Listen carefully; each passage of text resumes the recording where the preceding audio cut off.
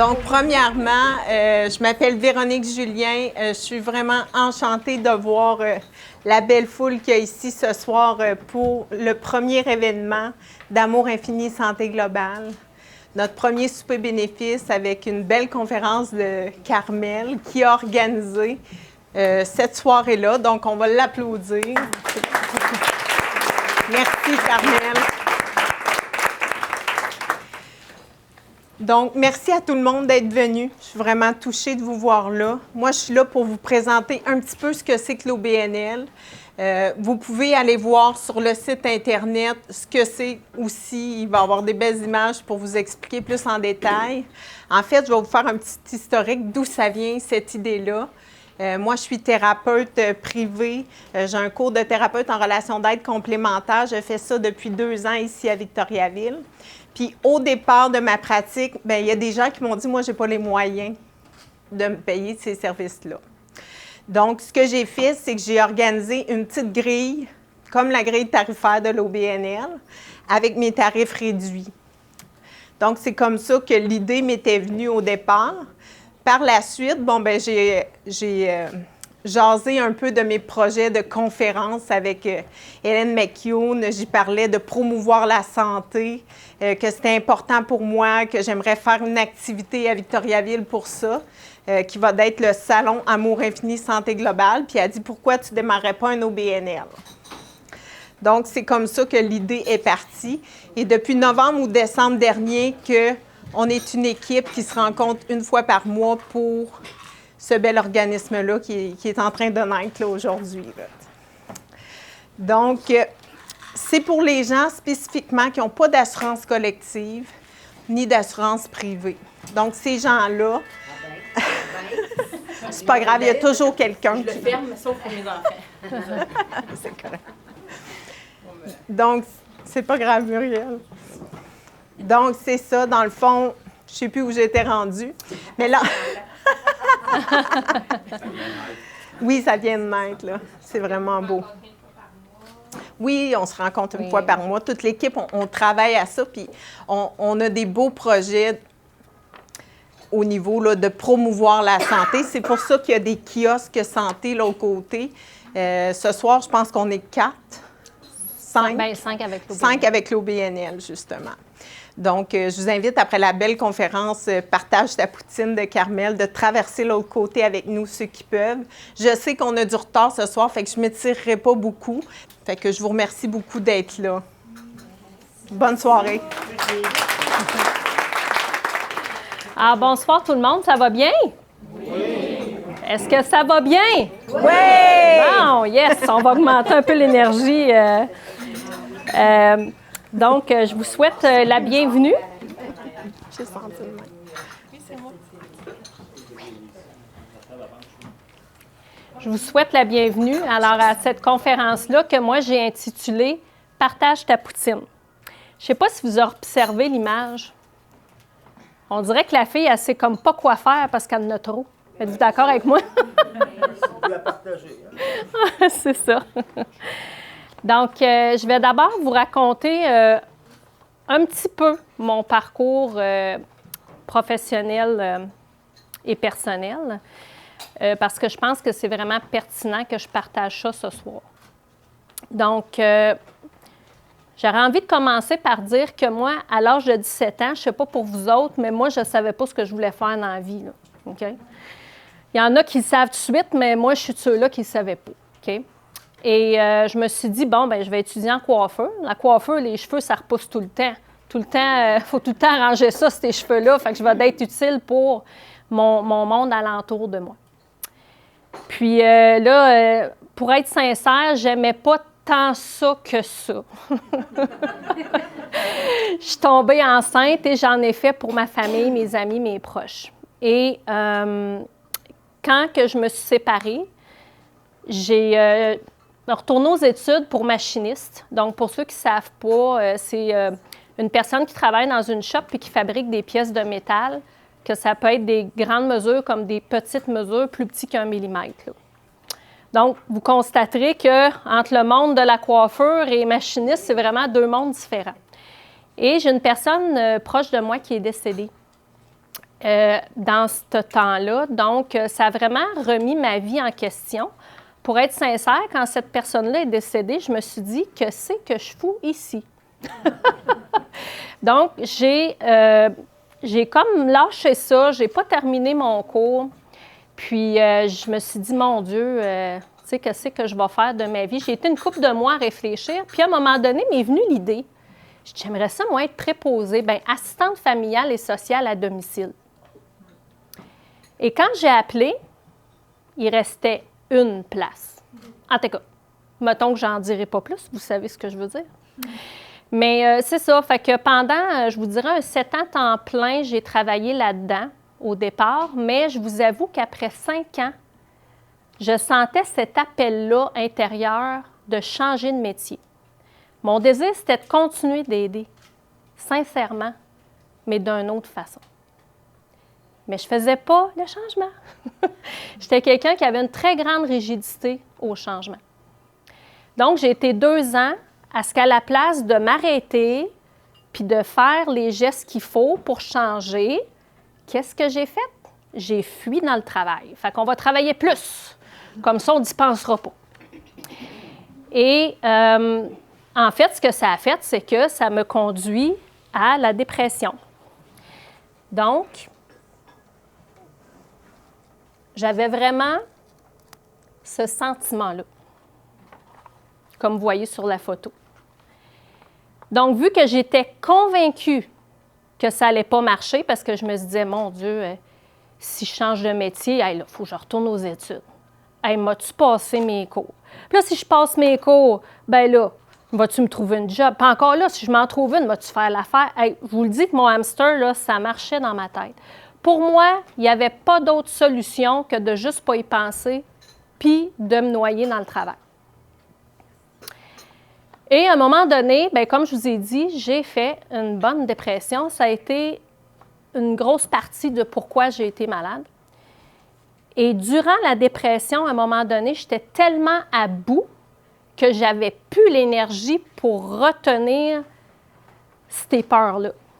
Donc, je me suis dit, advienne que pourra, merci, advienne que pourra, je vais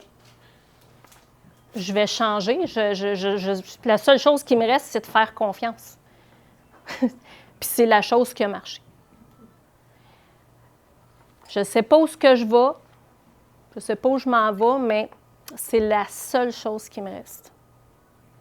Et tranquillement, j'ai trouvé mes solutions. Je me suis inscrite comme éducatrice spécialisée.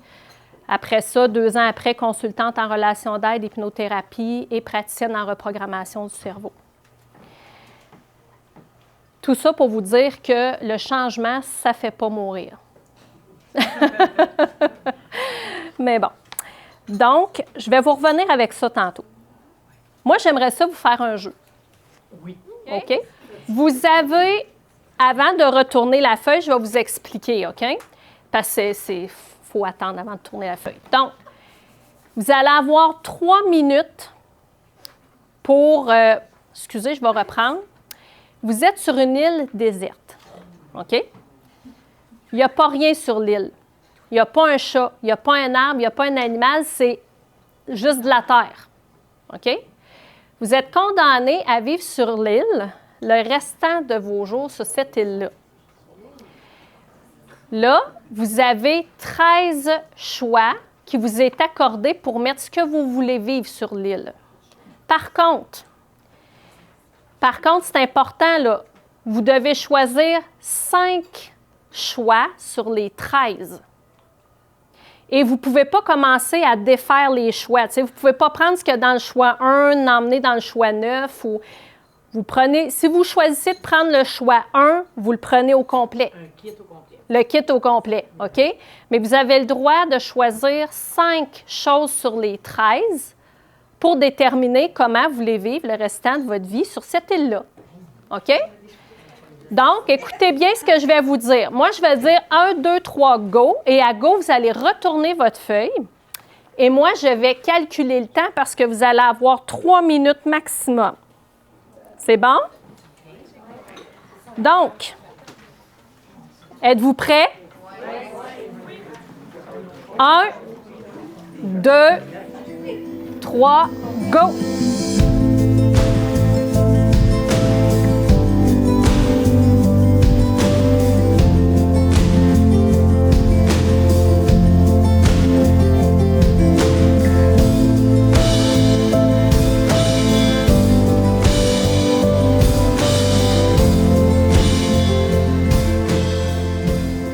Alors, je ne me suis pas promenée avec tout le monde. Je n'ai pas été voir tout le monde. Mais, tu sais, à quelque part, moi, ce que j'ai fait avec vous ce soir, c'est que c'est comme si je vous ai décollé de votre réalité sous forme de jeu, mais c'est ça pareil, pour vous remettre dans votre réalité. OK? Puis, on ne s'en rend pas toujours compte, mais on la vit, l'abondance. On baigne dedans. Mais le cerveau, lui, il s'habitue à ce qu'il voit. Fait que des fois, c'est bon de se décoller un peu de notre réalité pour revenir puis de voir dire, hein, crime que je suis chanceux, crime que je suis chanceuse. Donc, moi, je me souviens, à un moment donné, j'avais aidé une famille qui avait 5 enfants, donc il était 7 dans la maison. Et j'avais, mon Dieu, cette famille-là, je voyais que c'était difficile. Les repas, tout ça, de manger à leur faim, du moins, ils n'étaient pas certains d'en arriver jusque-là. Puis, je me suis fait des bons amis. C'était des bons amis à moi. C'est devenu des bons amis. Mais chaque fois que je revenais chez nous, je me disais, mon Dieu, que je suis chanceuse. Tu sais, moi, j'en ai pas de problème à ce niveau-là. Tu sais, je peux même varier ma nourriture, manger santé. Fait que savez-vous ce que j'ai fait? Pendant longtemps, j'ai pris de la nourriture. Je me suis dit, hey, ça, c'est encore bon, ça, c'est encore bon. Là, moi, à un moment donné, tu sais, quand tu es tout seul la moitié du temps, tu te dis, bien là, je vais peut-être le gaspiller, fait que je vais le donner pendant que c'est encore bon. Et j'ai fait ça longtemps. J'ai fait ça longtemps. Puis je me souviens, même ma mère, elle m'avait dit, ben voyons, Carmel, l'épicerie, ça coûte cher. Savez-vous ce que j'ai dit? Oh, pas grave, la vie va toujours s'arranger, j'ai ce que j'ai de besoin. Et savez-vous quoi? Quand j'ai déménagé, j'avais besoin de 4 électroménagers, poêle, frigidaire, laveuse, sécheuse. J'ai jamais cherché. On m'a téléphoné pour dire, t'es veux-tu? Parce qu'il y a quelqu'un qui les donne. Ça avait 1 an d'usure, puis cette personne-là, elle en a pris soin comme la prunelle de ses yeux. OK? Mais je ne me suis jamais cassé la tête sur ce côté-là. J'ai d'autres choses à travailler, mais pas ça. Donc, si j'ai donné, c'est parce que j'avais confiance. Et pour moi, la confiance, l'abondance, pardon, rime avec confiance. OK? Le cerveau, son langage, c'est émotion et répétition. Est-ce que vous avez une idée de combien de fois c'est plus puissant l'émotion? 5000. 5000 fois plus puissant que la répétition. Un exemple. Ça fait 20, 25 ans que vous conduisez, puis vous avez un accident assez mal sale, là. Croyez-moi que le lendemain, vous allez vous en souvenir. OK? Pourtant, c'est une expérience pour 20, 25 ans de conduite. Donc, je vais vous revenir avec ça tantôt. Il y a Noël passé, j'ai été à Cuba, puis 2 choses qui m'ont marqué parce que je n'aurais pas fini. Puis ici aussi, il y en a de la misère, mais là, c'est l'exemple que j'avais envie de vous partager. C'est que on était reçus d'un restaurant. Ils étaient tout contents de nous recevoir parce que nous, on était sur le resort, mais on voulait sortir pour voir la vie réelle des gens. Ils étaient tout contents de nous recevoir. Puis moi, je suis une fille qui aime le dessert. OK? Bien, cette fois-là, ils nous ont reçus avec une assiette principale qu'on n'a pas mangé à notre faim. Et ce qu'on a eu comme entrée, que je pensais que c'était notre dessert, c'était une genre de petite confiture. En tout cas, on n'a même pas mangé à notre faim. Eux autres étaient fiers de nous recevoir, puis j'étais content de les voir sincèrement, mais on n'a même pas mangé à notre faim. Et une autre fois, on a été reçus d'un restaurant. On s'est essuyé la bouche avec du papier de toilette. Et au début, j'ai trouvé ça drôle. Je le sais, il y en a qui rient un peu. Mais après ça, savez-vous quoi? Mon émotion, elle a changé. J'étais triste, puis je vous le dis, j'ai eu les larmes aux yeux. Je trouvais ça triste. Je dis, voyons donc, ils ne sont pas capables de recevoir les gens avec, comme on est reçu ici, là, ce soir. Les Tylenol, c'est la même affaire. J'ai dit, comment vous faites pour avoir des Tylenol? Ben, elle dit, c'est des gens qui viennent ici qui nous en donnent. Ah, j'ai pogné 2 minutes, là. Puis je ne vous parlerai pas de la toilette, OK? Mais quand je suis revenue chez nous, je n'ai pas voulu embrasser ma toilette, mais tout juste. OK? J'ai apprécié qu'on ait de l'eau propre. Une porte complète pour mon intimité, parce que ce n'était pas le cas là-bas. Donc, pour revenir à mon histoire de quand je suis tombée en dépression, qu'est-ce qui a fait que ça a marché, mon affaire? Tu sais, quand je vous disais, le cerveau, c'est émotion, répétition, j'ai décidé de changer mon focus de bord.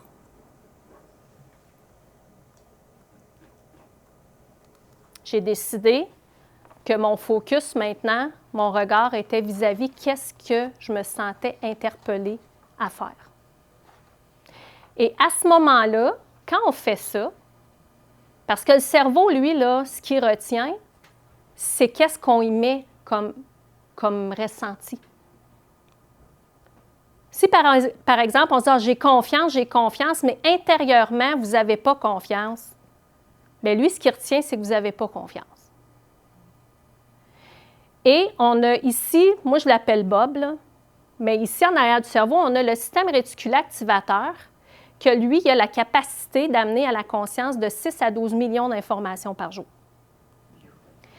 Mais il n'amène pas tout à la conscience, parce que lui, il se dit, ça n'a pas de bon sens, je ne peux pas y amener tout ça. Donc lui, ce qui amène à votre conscience, c'est qu'est-ce que vous y mettez, émotion et répétition, que ce soit dans le positif ou dans le négatif. Donc, qu'est-ce qui a fait que pour moi, ça a marché? C'est que j'ai changé mon focus. Puis j'étais en mode, lâcher prise, advienne que pourra. Là, je vais être à l'écoute de ce que je ressens. C'est la seule affaire qui me reste. Puis c'est la seule chose que j'aurais dû faire, de ne pas attendre de me rendre à bout. Je vous skip des histoires parce que ça serait beaucoup plus long que ça. Moi, en réalité, j'ai été 4 fois malade. Mais ça, c'est une tranche de vie que j'avais envie de vous conter. Il ne faut pas attendre de se rendre à bout pour s'écouter. Donc, quand j'ai proposé à ma mère de suivre un cours, ça fait d'ailleurs, elle a été 3 ans à suivre ce cours-là.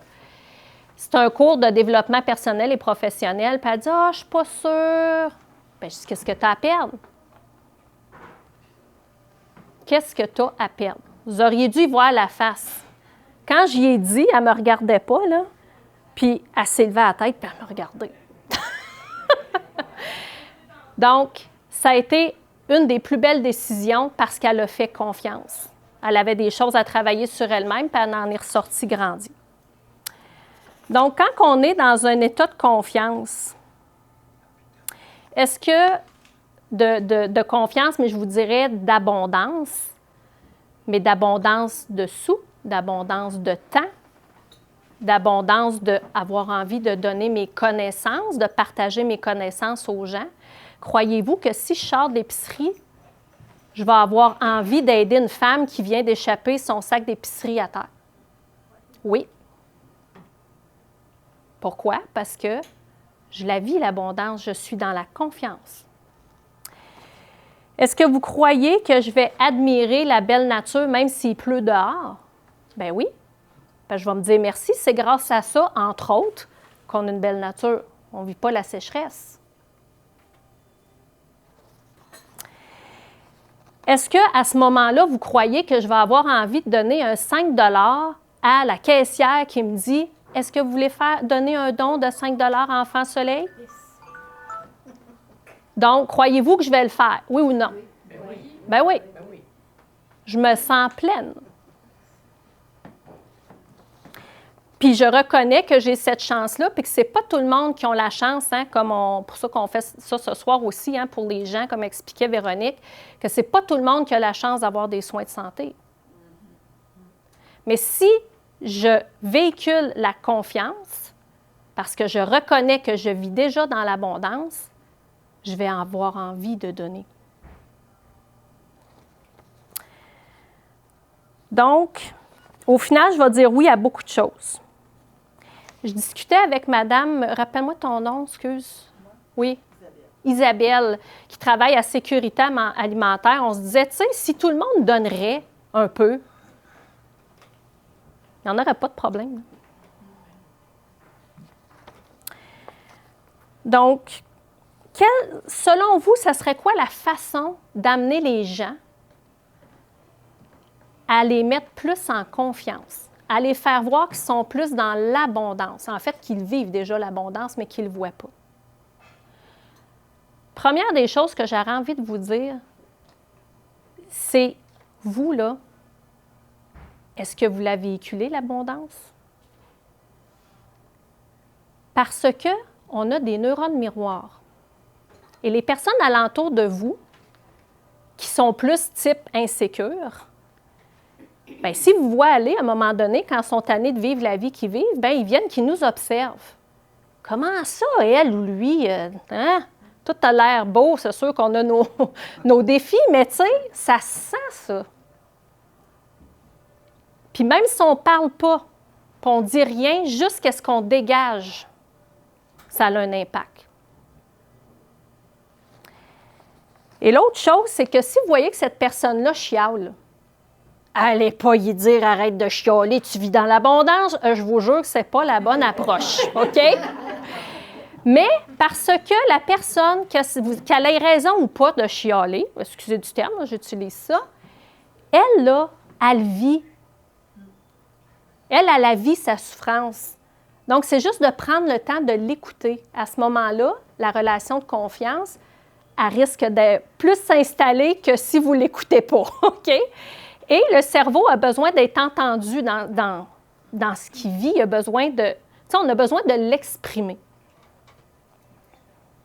L'autre affaire que j'aurais envie de vous dire quand je vous parlais émotion,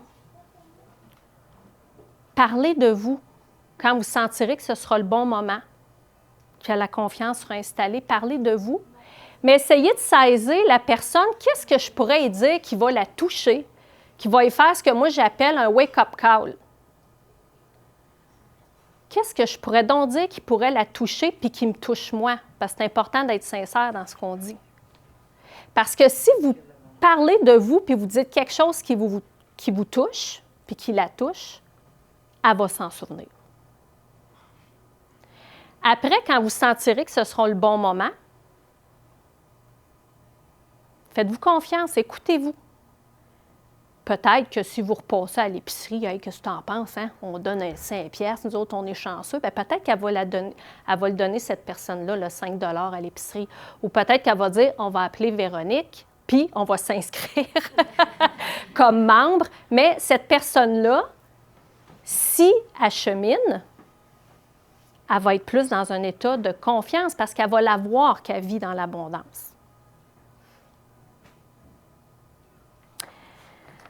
Donc, moi, ce que j'aurais envie de vous dire, montrer aux gens d'avoir confiance, c'est de vivre dans l'abondance. C'est de l'amener à vivre dans l'abondance. Puis c'est de montrer par l'état d'être, par l'exemple, par la patience. Développer votre patience, ça ne se fera pas en 24 heures. OK? Mais ça va porter ses fruits à un moment donné. Puis c'est une belle mission qu'on peut toutes se donner ce soir parce que je sais que vous autres, vous êtes toutes sensibles à ça. Vous êtes ici ce soir. Donc, vous pouvez toutes répandre cet état d'être-là Donc, moi, ce que j'aurais envie de vous dire, c'est si vous le voulez, soyez cette personne-là. Merci.